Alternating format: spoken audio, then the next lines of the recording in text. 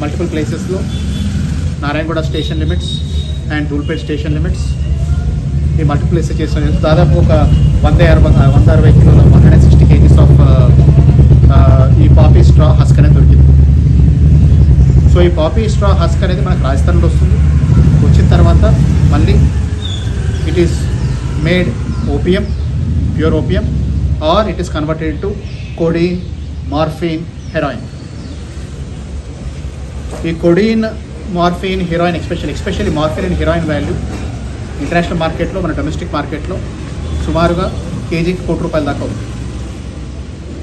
ఇది మనకు different organisations తర్వాత మనకి ఎన్టీపీఎస్లో అండ్ వాల్యూ అంతా కూడా మనకు తెచ్చబడింది. దాదాపు ₹1 ఉంది.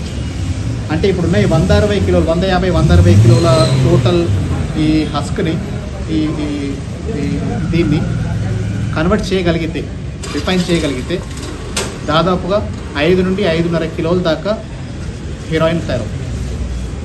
5 నుండి 5.5 కిలోల దాకా మార్ఫిన్ తయారవుతుంది. అంటే దాని వాల్యూ మొత్తం సుమారుగా 5 నుండి 6 కోట్ల మధ్యలో ఉంటుంది. సో మేము ఇది ఆదిలోనే తుడిచినట్టు మేము అనుకుంటున్నాం. డెఫినెట్గా there are much more people, there are many more people who are doing this.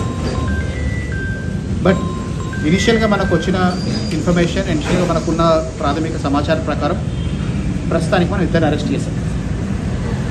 వాళ్ళ పేర్లు Tajaram son of కొన్మారాం,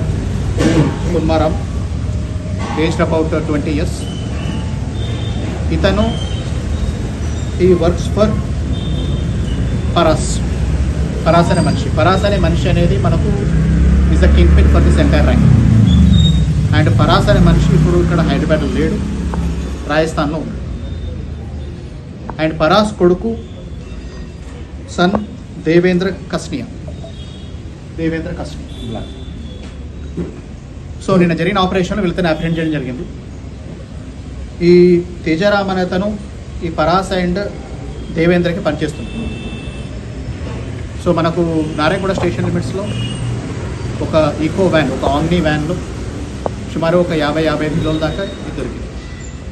ప్యారల్గా further investigation, ప్యారల్గా further సర్చెస్లో Goshamahal ఏరియాలో మనం ఇతని దేవేంద్ర ఇంటిని మనము సోదాలు చేయడం జరిగింది. దేవేంద్ర ఇంట్లో అండ్ తనకున్న బైక్లో దాదాపు ఒక 100-105 కిలోల దాకా ఈ హస్క్ దొరికింది.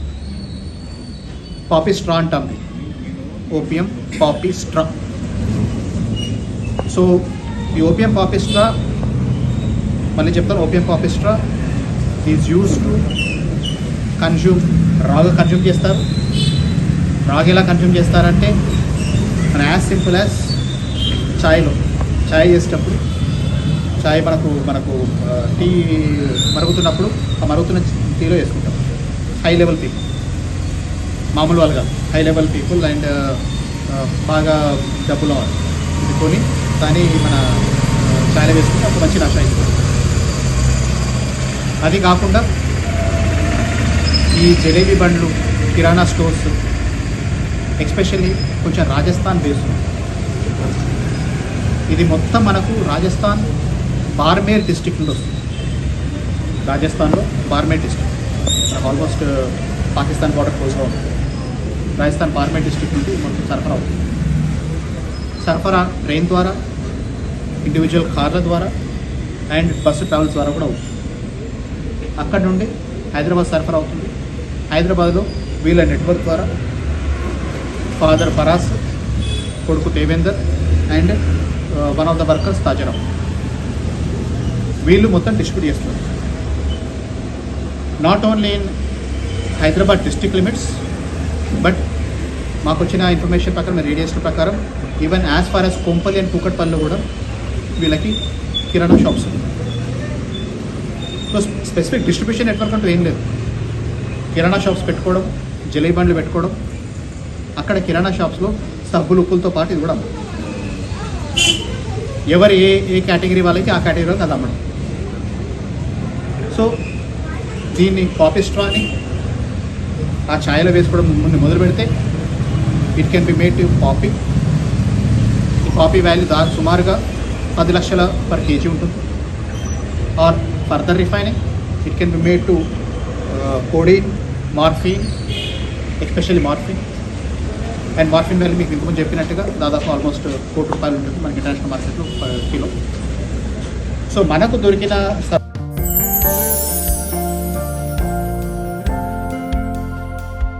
లవ్, ఈ అందమైన 4 అక్షరాల బారిన పడని మనిషి ఉండరు, మనసు ఉండదు.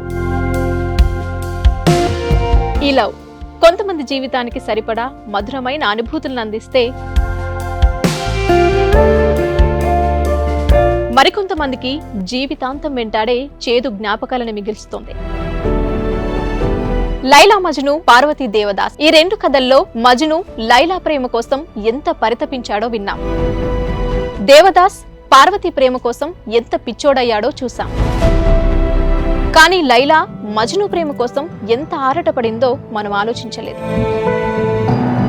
దేవదాసు దూరమయ్యాక పార్వతి పరిస్థితి ఏంటో మనం అర్థం చేసుకోలేదు. ప్రేమ నుండి పెళ్లి వరకు వెళ్ళలేకపోయినా ఎంతో మంది అమ్మాయిల బ్రేకప్ స్టోరీస్తో మీ లవ్ టుడే.